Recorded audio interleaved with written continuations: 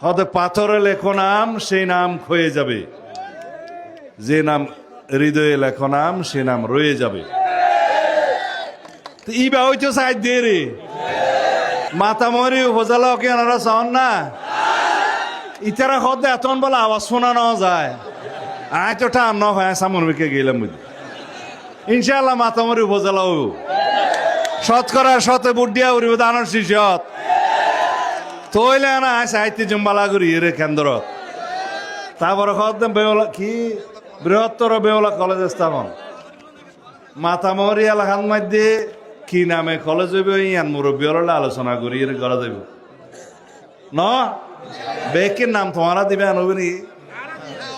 জায়গা না না না আর নাম নলা আয় হ্যাঁ তো ভালো আছে আয় কোন বাইদে দুইয়ান কলেজ গজি এটাকে আর নাম দিই নোবা